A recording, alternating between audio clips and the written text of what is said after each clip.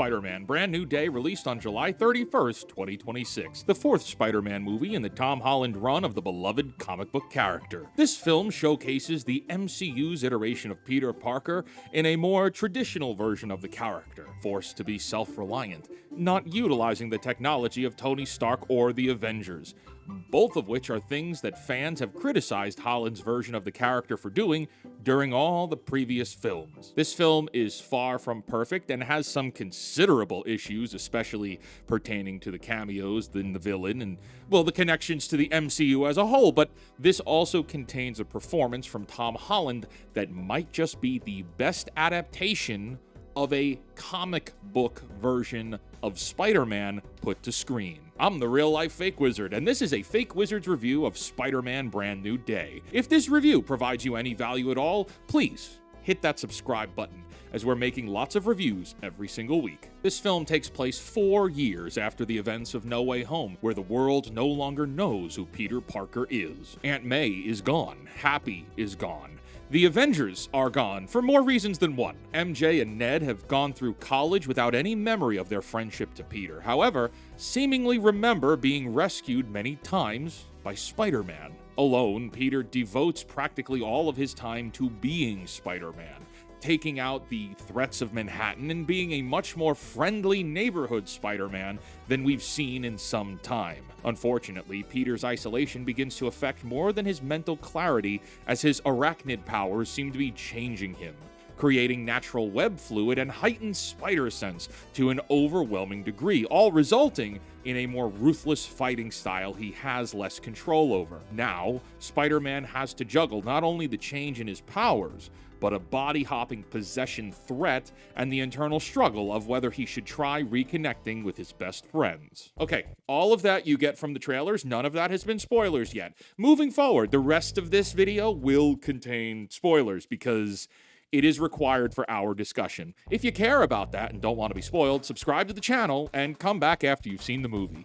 All right, last warning. This movie is a comic book movie. It's action-packed with some of the best web-swinging and action scenes we've gotten in a Spider-Man movie to date. The fights are flashy, they're satisfying, they have some bite to them. There's very clearly inspiration here from the Insomniac PlayStation titles, which Tom Holland has gone on to say was certainly used as an inspiration. I wasn't being hyperbolic with my statement earlier. Tom Holland's performance in this is a genuine contender for the best live-action adaptation of both Spider-Man and Peter Parker.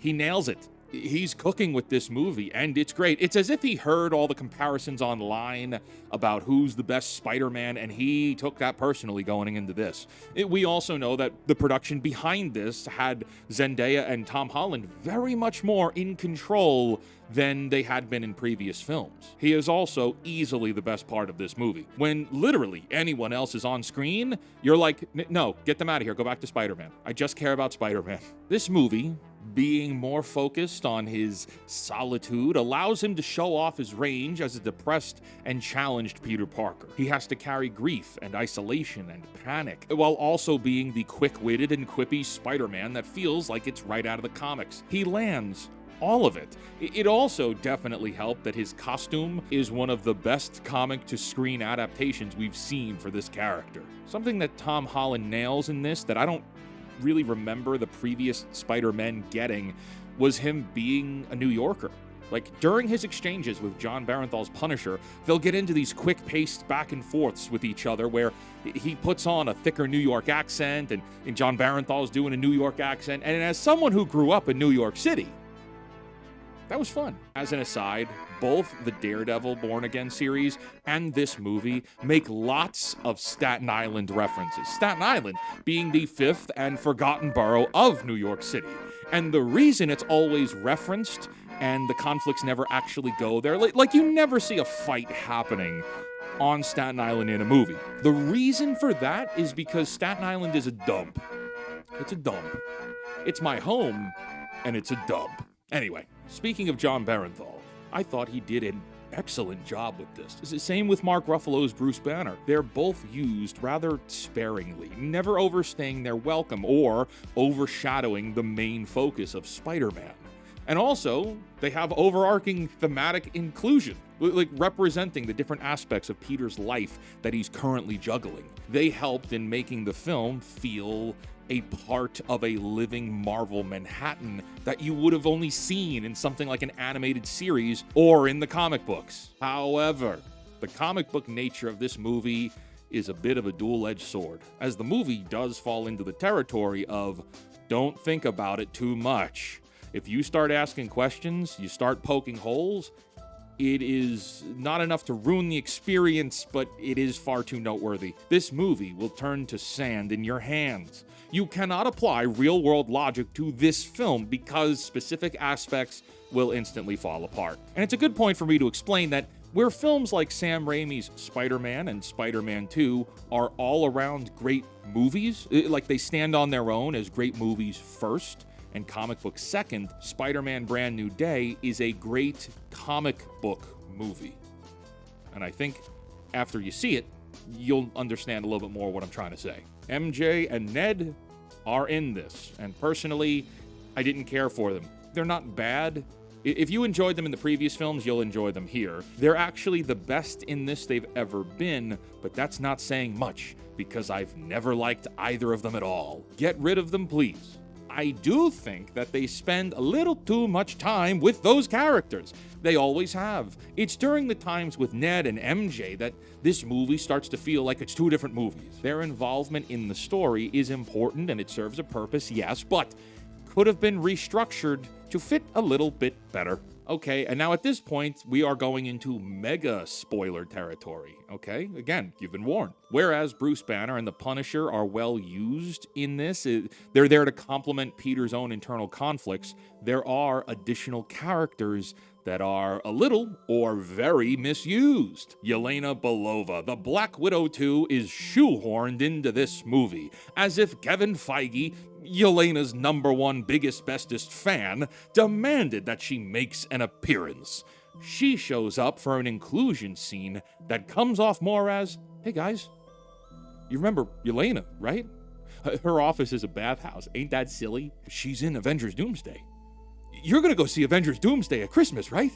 You gotta see Doomsday. Her role in this is that of an informant, but I wish that her role was given to another Spider-Man character.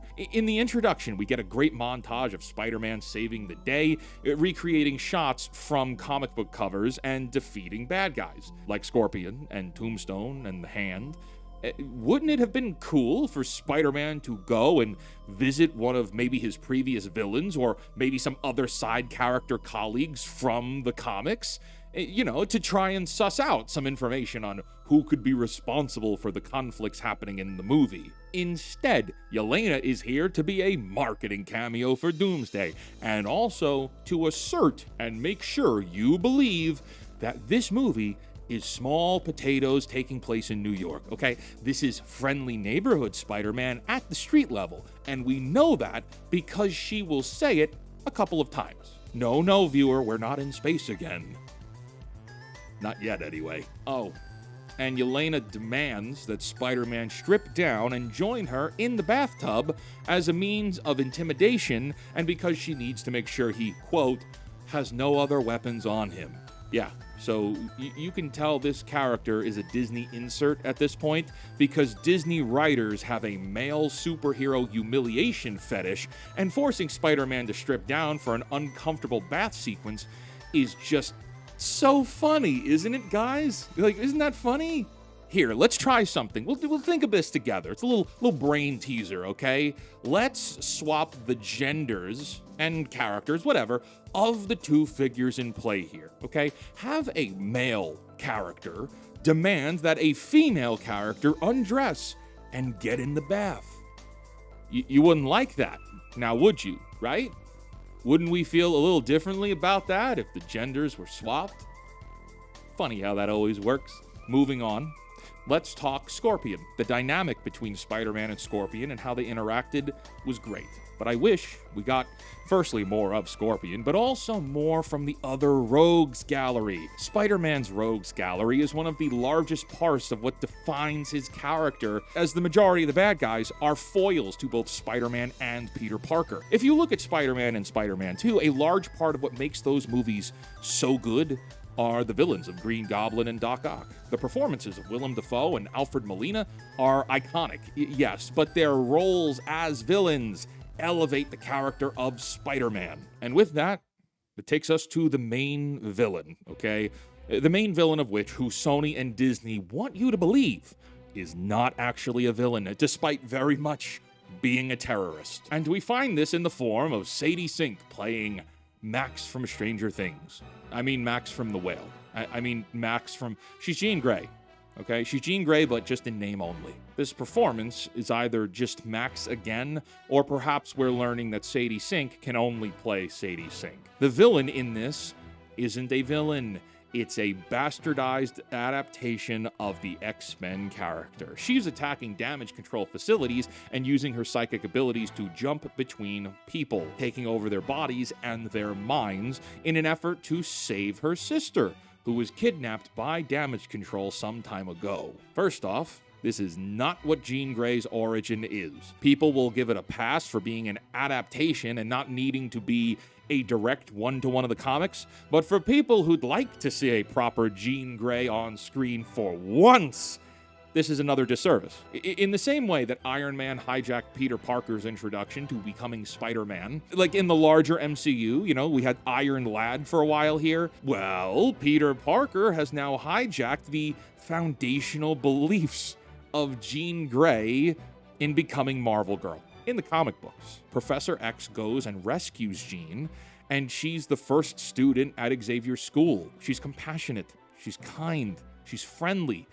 She's soft, and I don't mean soft as a weakness. I mean Jean Grey is the most empathetic and caring member of the X-Men team. In a lot of ways, and especially later on, I might even use the word motherly. The MCU's official version of Jean Grey is a deranged terrorist that, well, it's going to be very hard for them to say that she didn't kill anybody when she's exploding buildings and crashing cars the way she does, but she hijacks people's minds and bodies, putting them into a state of nightmarish terror that they afterwards can't remember. She technically assaults both MJ and Peter at a moment on the rooftop.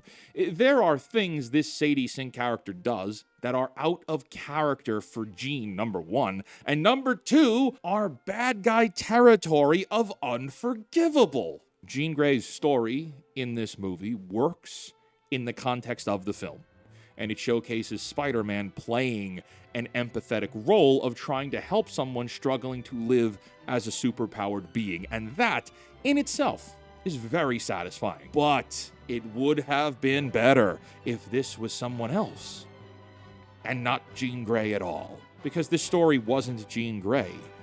It is Jean Grey in name only. Jean is in control of her powers, which means she has agency, which is a word that Hollywood loves to use now, and she uses her agency to take away the agency of others, which means she's making the active decision to be a terrorist actively. She's consciously tormenting Peter by taking control and threatening MJ. Does she have a reason to be doing what she's doing? Maybe, that's debatable. The approach here is what we really should be talking about, because she plays this off as a bad guy with choices that, again, if you apply real-world logic to, would wreck this movie. It is hard to be completely sympathetic with a character when they are outwardly endangering people, willingly, like making that as an active choice. Like if she's able to jump into people's minds and damage control wasn't able to track it, why did she need to destroy any of these facilities? She did not have to put any lives in danger to accomplish what she was after. She didn't have to blow up anything at all or reveal herself at all. Couldn't she have just easily taken over somebody's body, gone in to try and find her sister without being revealed at all? All of the explosions and the conflict and the violence were unnecessary. They were sloppy. The plot would have been more effective if she had just didn't have control over her powers yet. The destruction would have been a result if she didn't have control. Or perhaps, big perhaps here, perhaps if there was another villain in play that was doing the mind controlling, that would have worked too. Jean Grey's inclusion in this movie is a soft launch for the X-Men into the MCU, rather than this getting to be a complete Spider-Man movie, and for that, I mean, what we got was good, but it could have and should have, based on what we know about the production behind this, should have been better. Okay? Spider-Man Brand New Day is a great comic book movie, and it's also the best Tom Holland-led Spider-Man anything we've seen from the MCU, which is refreshing. The takeaway from this is that I don't care about seeing Avengers or MCU movies anymore. I look at the Doomsday cast lineup and I just feel dread, okay? Maybe you feel the same there. But you give us more Spider-Man movies like this and you learn from the flaws of this movie, and that's something I can look forward to, man. That is exciting. It is a nice day to be a Spider-Man fan. It should be the Spider-Man verse, and everybody else should just cameo in these movies from now on. Like, that's how it should be. There's a very good chance you out there will love this.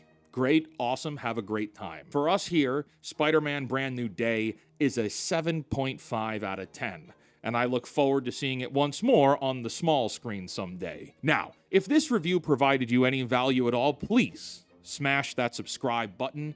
And thank you for watching. We'll see you next time. Until then, create, innovate, inspire, and cancel Disney+.